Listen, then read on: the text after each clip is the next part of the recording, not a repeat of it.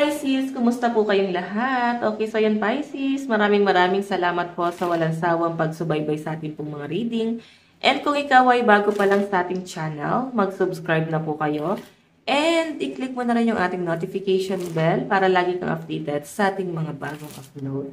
Again, gusto lang kitang batiin ng Happy New Year. Nakalimutan ko sa ibang sign na ginawa ko kasi nakafocus lang ako sa reading. So kung may makakapanood dito sa mga ibang sign na ginawa ko, Happy New Year din. No? Kung may mga cross-watcher dito.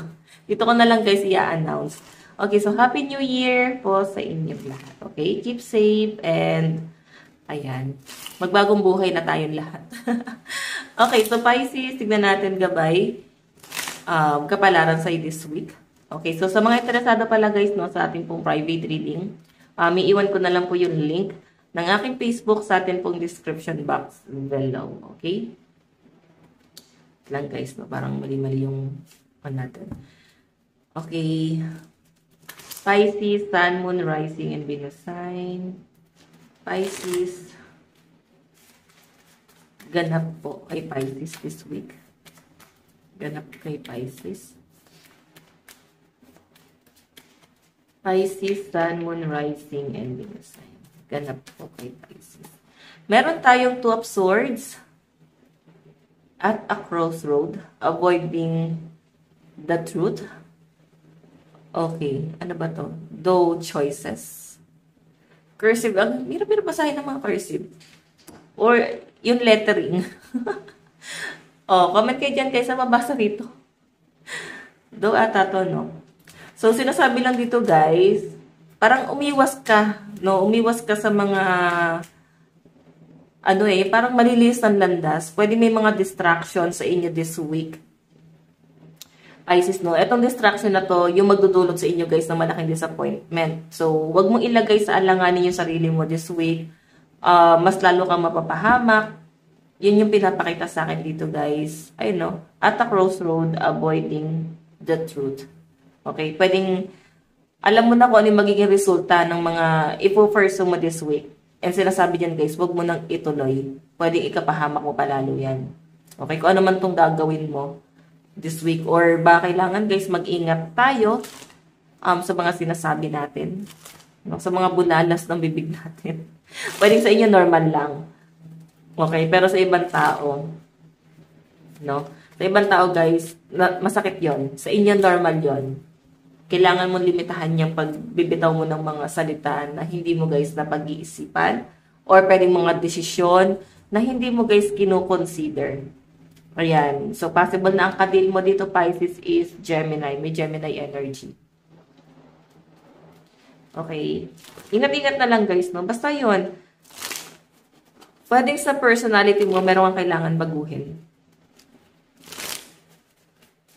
Tignan pa natin. Pisces, Sun, Moon, Rising, and Venus sign. Pisces. Meron tayong The High Priestess. Okay, palakasan ng pakiramdam to, guys. Okay na yun, guys. No? Okay na yung makiramdam ka, pero kailangan mo, guys, baguhin dito is kung paano ka, guys. Paano mo i-approach yung ibang tao? Ayun nga, medyo impulsive, insensitive. Yun sa inyo, guys, is, intention mo lang is magpa-impress.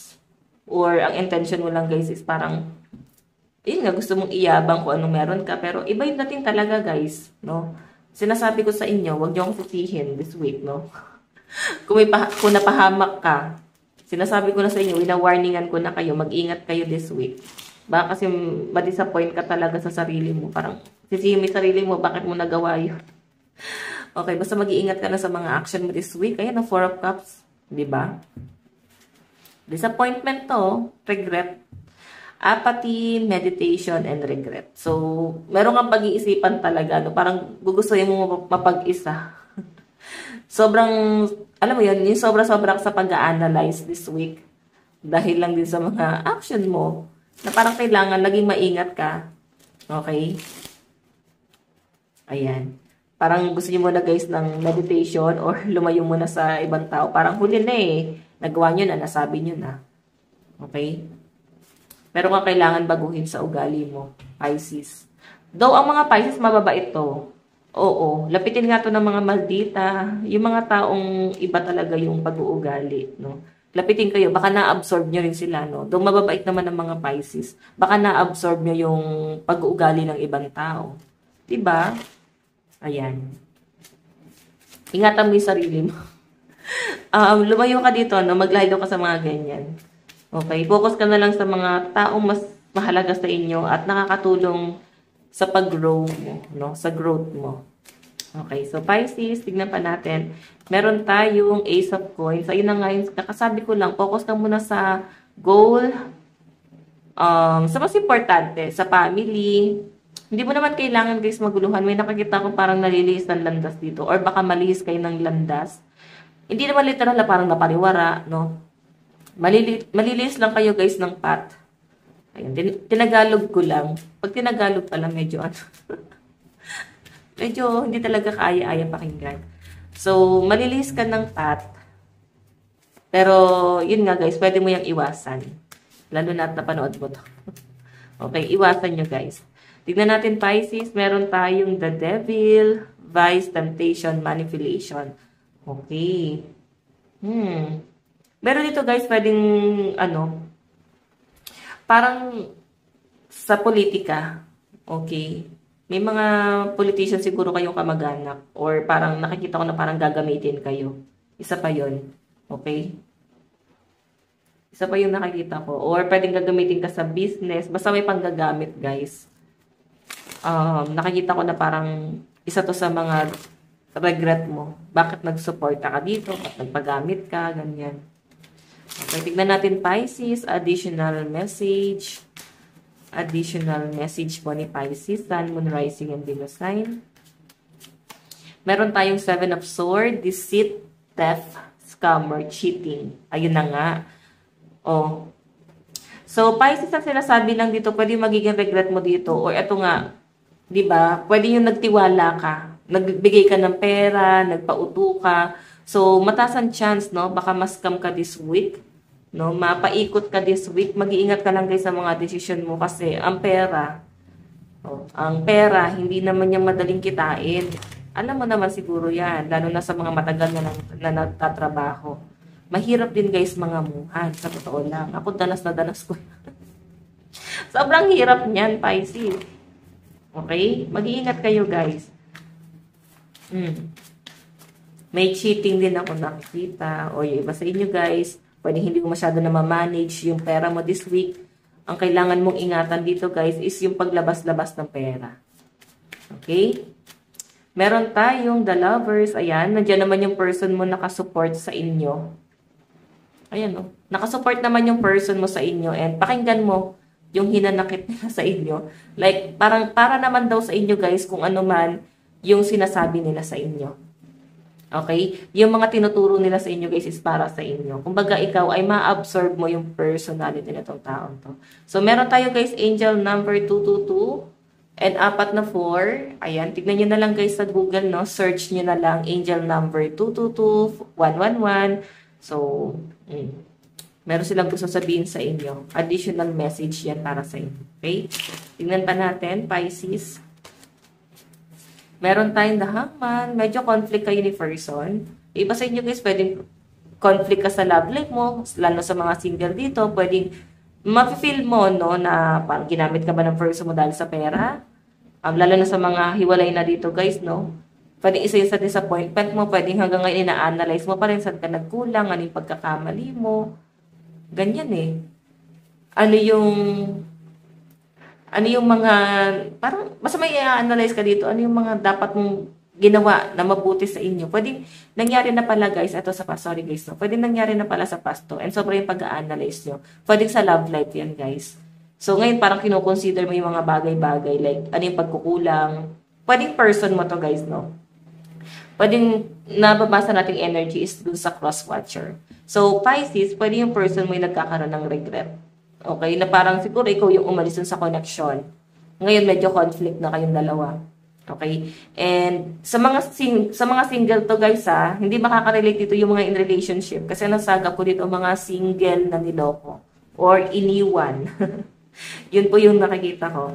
Okay? So, mafe-feel nyo guys na hindi ka naman nagkulang, nag-provide ka naman, or siya, hindi naman daw siya nagkulang, naging good provider naman daw. Pero siguro may ibang dahilan kung bakit nag-end itong relationship na to. Napapaisip pa rin. Iniisip-isip pa rin, no?